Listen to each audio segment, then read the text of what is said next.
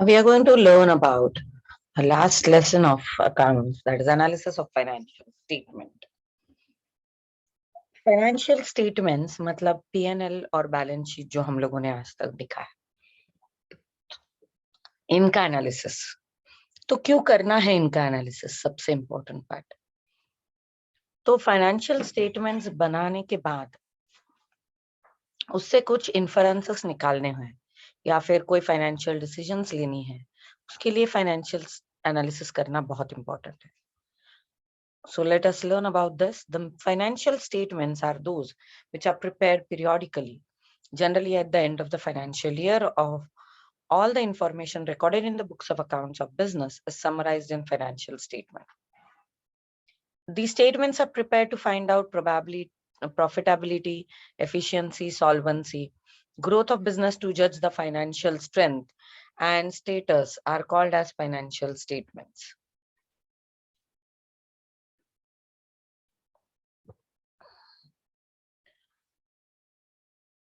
ये सब रिपोर्ट्स जो है, जो फाइनेंशियल पोजीशन के सारे स्टेटमेंट्स हैं, ये सब इसलिए बनाए जाते हैं ताकि उनके हिसाब से हम लोग कोई ना कोई डिसीजन ले पाए और वो डिसीजन हमारे बिजनेस के लिए प्रॉफिटेबल हो। फाइनेंशियल एनुअल रिपोर्ट्स में भी इन स्टेटमेंट्स का बहुत इंपॉर्टेंस है, लेकिन इनके टूल्स थोड़े से अलग है। तो अकाउंटिंग का जो प्रोसेस है वो रिकॉर्डिंग से शुरू होता है, analysis. We have journal, we have ledger, subsidiary books, ledger, trial balance, balance sheet. Balance sheet is a financial part. Final accounts के जो इम्पोर्टेंट स्टेटमेंट्स है, P&L और बैलेंस शीट, इनको लेके इन पे कुछ एनालिसिस के टूल्स यूज करके we can find out some, or we can draw some inferences, some conclusions which will help us to take some financial decisions. The financial statement are prepared by the profit concern as well as non-profit concern. लेकिन हम लोग तो analysis अभी सीखेंगे generally profit concern वाले लोगों का सीखेंगे। अब टू इम्पोर्टेंट फाइनेंशियल स्टेटमेंट होता है, पोजीशन स्टेटमेंट या बैलेंस शीट जिसे कहते हैं, और प्रॉफिट एंड लॉस या फिर जिसे इनकम स्टेटमेंट कहते हैं।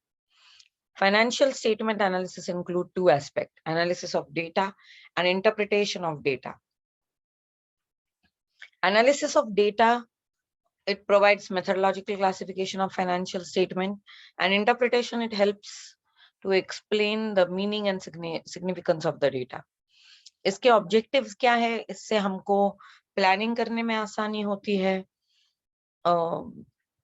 बिजनेस का फ्यूचर एस्टिमेट कर सकते हैं, कोई इन्वेस्टमेंट डिसीजन लेना है या कोई परचेस सेल ऑफ एसेट करना है, इस तरह के फाइनेंशियल डिसीजन मेकिंग में ये बहुत फायदेमंद है। मैनेजमेंट एफिशिएंसी चेक कर सकता है ऑर्गेनाइजेशन का थ्रू दिस। इकोनॉमिक रिसोर्सेस के बारे में और उनका यूटिलाइजेशन के बारे में हम लोग जान सकते हैं, और ऐसे बहुत सारी इंफॉर्मेशन जो अलग अलग यूजर्स को लगती है, चाहे वो मैनेजमेंट हो या इन्वेस्टर्स हो या क्रेडिटर्स हो या जो भी है, उनका उनके लिए ये बहुत ही फायदेमंद होता है। स्पेशली कहाँ गलत हो रहे हैं, कहाँ सुधरना चाहिए। फॉर एग्जाम्पल, अगर आपको पूरा बैलेंस शीट बनाने के बाद पता चले कि अरे डेटर्स तो बहुत ज्यादा होते हैं, तो इतना ज्यादा हमारा जो रेवेन्यू है वो ब्लॉक करके रखना अच्छा नहीं है, तो डेटर्स को थोड़ा सा कम क्रेडिट दे दे, या स्टॉक अगर बहुत ही कम है और उसकी वजह से आपकी कॉस्ट बढ़ती जा रही है, तो क्लोजिंग स्टॉक का कोई इकोनॉमिक लेवल मेंटेन करके रखे। और there can be so many things.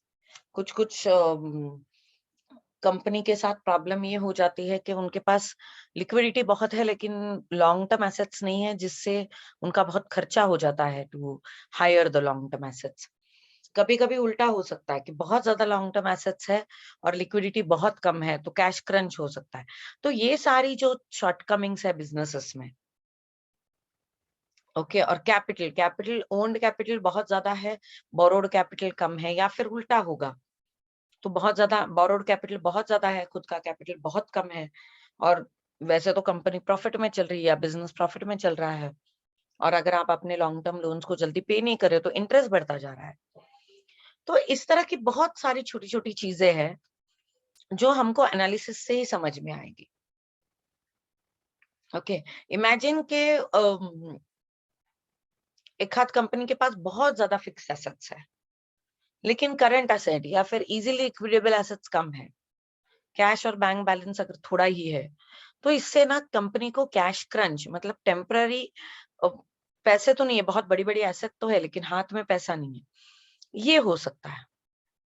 या इससे उल्टा हो कि बहुत ज्यादा लिक्विडिटी तो है लेकिन फिक्स्ड एसेट्स में कोई इन्वेस्टमेंट नहीं है, तो कोई अनदर सोर्स ऑफ इनकम नहीं है, इन्वेस्टमेंट नहीं है तो कोई इंटरेस्ट नहीं मिल रहा है, या फिक्स एसेट नहीं है तो आपको जब भी फिक्स एसेट की जरूरत पड़ती है आपको रेंट आउट करना पड़ता है और वो महंगा हो सकता है। तो ये जो बैलेंस मेंटेन करना है ये बहुत इंपॉर्टेंट है। सिर्फ प्रॉफिट एंड लॉस निकाल के फिर सिर्फ उसका हाँ चलो प्रॉफिट है तो बिजनेस ठीक चल रहा है, इतना नहीं है। सिर्फ इतना देखना काम नहीं है अकाउंटेंट का या फिर प्रोफेशनल्स का। ये टॉपिक का बहुत बड़ा इंपॉर्टेंस है क्योंकि सिर्फ ग्रॉस प्रॉफिट या नेट प्रॉफिट आ रहा है ये काफी नहीं है।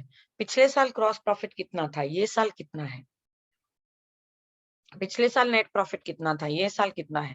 क्या नेट प्रॉफिट आपको ज्यादातर ऑपरेशन से मिल रहा है, मतलब आपके रेगुलर बिजनेस से, या आपने बहुत इन्वेस्टमेंट करके रखे उसके इंटरेस्ट की वजह से मिल रहा है। There can be so many things. Okay, कहीं आप डेप्रिसिएशन बहुत ज्यादा तो नहीं चार्ज कर रहे हैं, कहीं इंटरेस्ट बहुत ज्यादा तो नहीं देना पड़ रहा है। तो ये जो सारी चीजें हैं इसका एनालिसिस करना बहुत इंपॉर्टेंट है अगर हमको बिजनेस या ऑर्गेनाइजेशन को लॉन्ग टर्म के लिए रखना है। और इसी के लिए ये टॉपिक इंट्रोड्यूस किया गया है, बहुत ही इंपॉर्टेंट टॉपिक है वैसे, and it's not very difficult, at least for 12th level it's not very difficult क्योंकि आपको बहुत छोटी चीजें डालिए उसमें, but they are important. Now what are the limitations of financial statement analysis. ये एक पावरफुल मैकेनिज्म तो है, लेकिन ये जो एनालिसिस है, ये जो गिवन इंफॉर्मेशन होती है प्रॉफिट एंड लॉस की या बैलेंस शीट की, उसी के ऊपर है। तो अगर प्रॉफिट एंड लॉस और बैलेंस शीट बनाने में ही गलती हुई हो तो एनालिसिस भी गलत हो सकता है।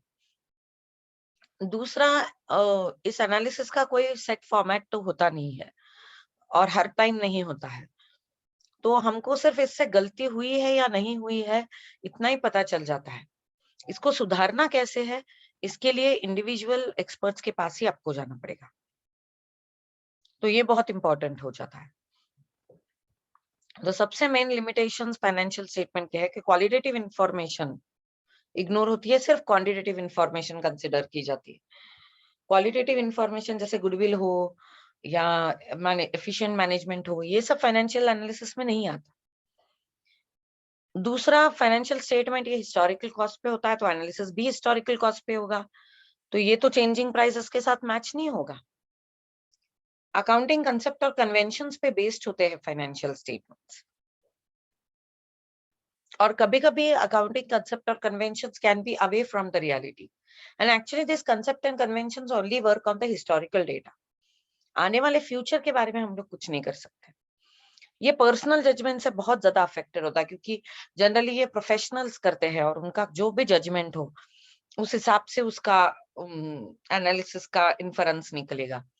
तो अगर वो ठीक से नहीं कर पाए तो हो सकता है कि you may and up taking wrong decisions. Being uncomparable, कभी कभी डेटा, डेट या नेचर ऑफ बिजनेस ऐसे हो सकते हैं कि आप उसे कंपेयर नहीं कर सकते। Static statement. Financial statements are static in nature. They represent absolute figure. They do not represent the process by which the figures are arrived.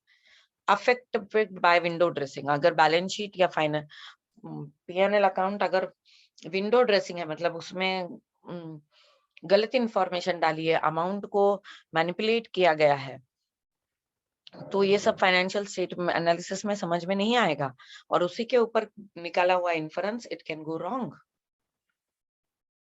So now the next is analysis of financial statements. इसमें पहला हम लोग करेंगे balance sheet और then we'll go to P&L. अच्छा, इसके कुछ methods है एनालिसिस के, तो हम लोग यहाँ पे 3 मेथड पढ़ेंगे। एक होगा कंपैरेटिव स्टेटमेंट, एक होगा कॉमन साइज स्टेटमेंट और एक होगा cash flow, and the last will be the accounting ratios. Accounting ratios बहुत इंपॉर्टेंट है, कंपैरेटिव स्टेटमेंट और कॉमन साइज स्टेटमेंट भी बहुत इंपॉर्टेंट है। हम लोग पहले सीखेंगे हॉरिजॉन्टल फॉर्म में जो बैलेंस शीट हम लोग बनाते हैं उसे वर्टिकल फॉर्म में कैसे डालना है। एक्चुअली हम लोगों को हमेशा ही हॉरिजॉन्टल फॉर्म दिया है। हम लोग एक पेज के 2 हिस्से करेंगे, एक साइड पर right hand side, left hand side. Right hand side is for assets and left hand side is for liabilities. इस तरह से हम लोग रखते हैं, लेकिन वर्टिकल फॉर्मेट ज्यादातर चलता है। तो ये अपना वर्टिकल फॉर्मेट है, हम लोग उसे ठीक से पढ़ लेते हैं। पहले तो हम लोग चीजों को वर्टिकल फॉर्मेट में डालना सीखेंगे, then will learn the analysis. Sources of funds, it's owner fund, share holder fund, share capital. अच्छा, ये कंपनी का भी फॉर्मेट ऐसे ही होता है बैलेंस शीट का। तो it is equity share capital, preference share capital, then will have reserves, P&L credit balance, general reserve, securities premium, less fictitious assets. This will give you your net worth. Then we have borrowed funds, which will have bank loan and debentures. This will be total fund available. So total fund available is equity, reserves, borrowed मतलब owned fund, that is जो owner है उनका capital, और borrowed capital, ये दोनों मिला के funds हो जाते हैं। Then comes application of funds, which is first in fixed asset, then in investment, and the lastly in working capital, that is current assets minus current liabilities.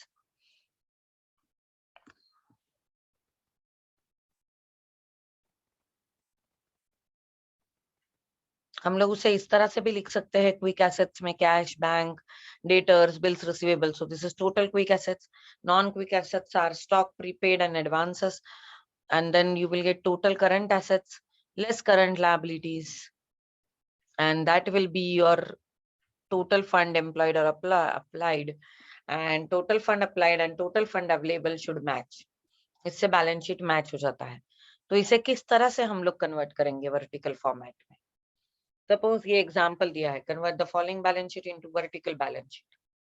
Balance sheet is given capital, reserve, loan, current liability, fixed asset, investment, current assets.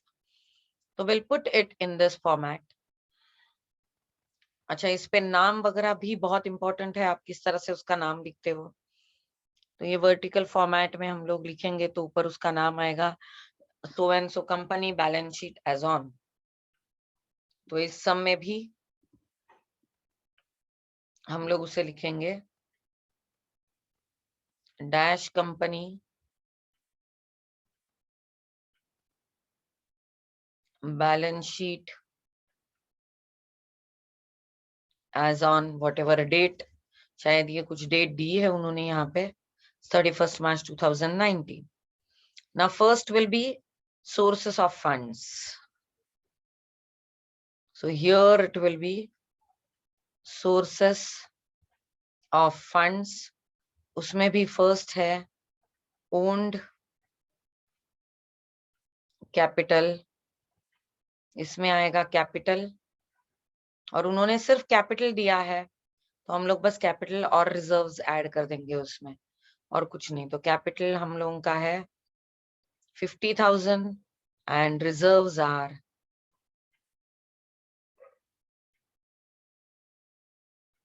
15,000, and there are no fictitious assets. So we will write down this is 65,000. Actually, I'll write down this here, down the line. And this is net worth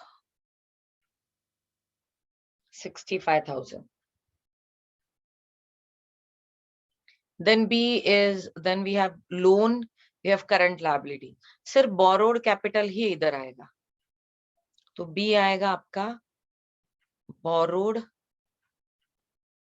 capital, और वो borrowed capital आपका है 30,000 का, 12% loan 30,000. तो ये आपका tally हो गया, सॉरी ये आपका टोटल फंड्स अवेलेबल हो गया. Okay, this is total fund available. Then on the other side, we'll have the assets. I mean, down this, I don't have place, so I'll write it down here. तो अब यहाँ पे आ जाएगा हम लोगों का application of funds.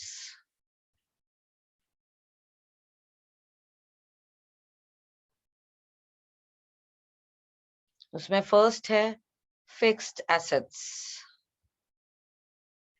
अब fixed assets उन्होंने आपको directly दे दिए 60,000. तो ये हम लोग इधर directly लिख देंगे 60,000. Then second is investments. अगर उन्होंने अलग अलग फिक्स एसेट्स दी होती तो हम लोग इधर अलग अलग लिखते उसको.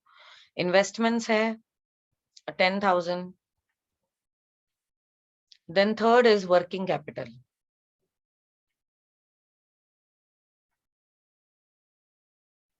वर्किंग कैपिटल है current assets minus current liabilities. तो हम लोग इधर ऐसे लिख देंगे वर्किंग कैपिटल में current assets is 55,000 minus current liabilities 30,000. So this is 25,000. ये वर्किंग कैपिटल है आपका 25,000 एंड इसकी टोटल करेंगे तो ये 95,000 है. तो आपकी बैलेंस शीट भी 95,000 पे ही टैली हो रही थी. ये भी 95 है.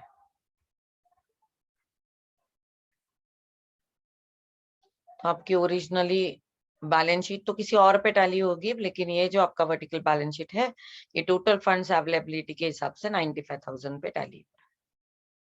क्योंकि इसके टैली का मतलब क्या है, जितना फंड अवेलेबल है आपने उतना ही यूज किया है.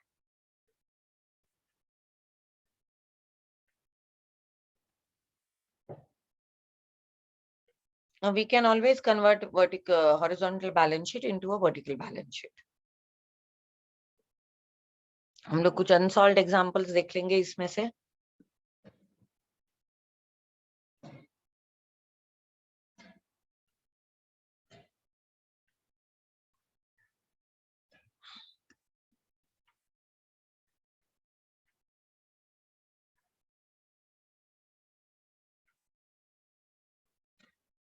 यस. अब यहाँ पे तो इन्होंने वर्टिकल का अलग एग्जांपल तो नहीं दिया. They have asked you for comparative. So we have already learned how to form vertical balance sheet. Now we'll learn how to form vertical P&L.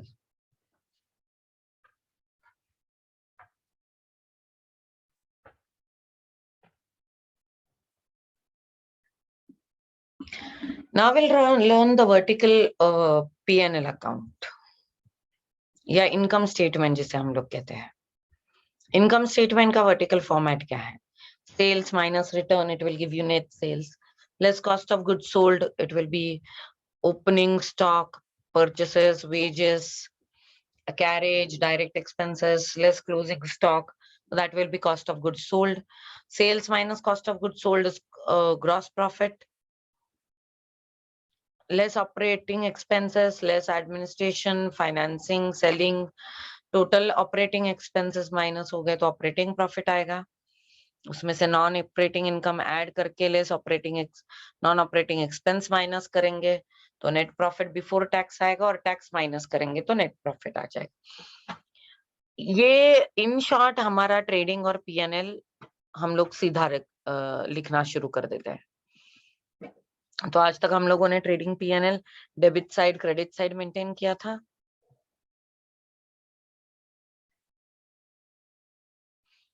अब हम लोगों को उसे वर्टिकल फॉर्मेट में लिखना है. तो फॉर एग्जाम्पल उन्होंने अगर इधर आपको ट्रेडिंग पीएनएल दे दिया है तो उसे कैसे लिखेंगे हम लोग? So will prepare a vertical format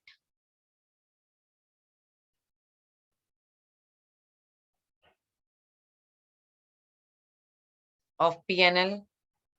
इसमें आप लिख देंगे सो and so company income statement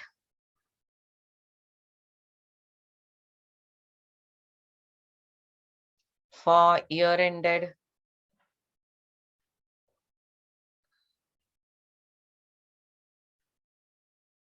तो ये सेल्स से शुरू हो जाएगा.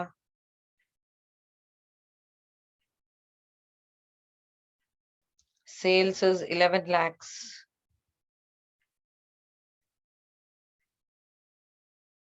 This is your sales. Returns तो कुछ है नहीं, तो less cost of goods sold. Cost of goods sold, उसमें हम लोग opening stock plus purchases. तो opening stock कितना है? 3,50,000 हे इनर मध्ये लिहिणार आपण.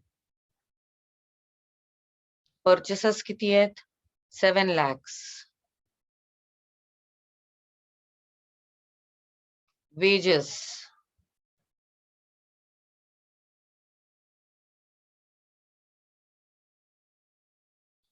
50,000.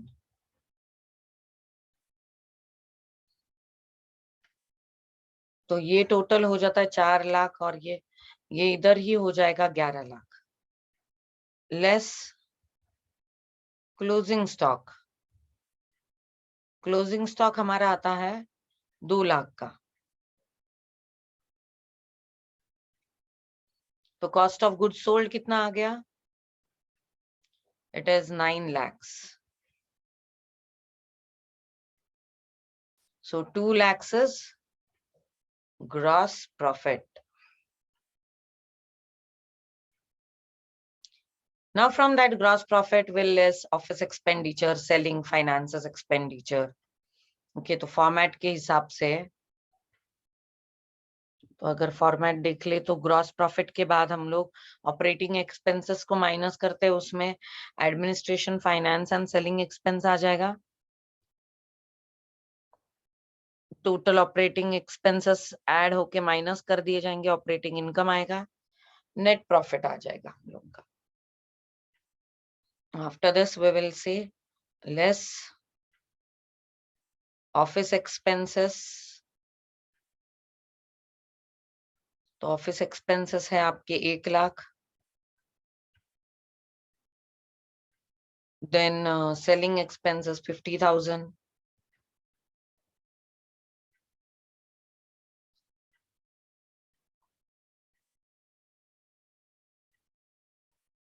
फाइनेंसिंग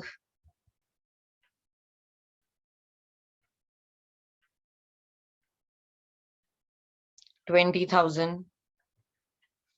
तो ये टोटल हो गए 1,70,000, और 30,000 का हम लोगों का नेट प्रॉफिट आ जाएगा. तो ये बहुत छोटा सा है, तो यहाँ पे हम लोगों का छोटा सा ये नेट प्रॉफिट आ रहा है. लेकिन अगर उतने कंसेप्ट्स है उसमें, तो हम लोग वही फॉर्मेट फॉलो करके विल डू दिस. ये इनर कॉलम रखना है हमेशा इसको, चाहे हम लोग वर्टिकल बैलेंस शीट बना रहे हैं या इनकम स्टेटमेंट बना रहे हैं, और आउटर कॉलम में ये करके दिखाना है, तो this becomes more identifiable. Okay, ये करना इसलिए है क्योंकि ये करने के बाद हमारे जो एनालिसिस है वो हम लोगों को करने आते हैं इसमें से. That's why we should do this.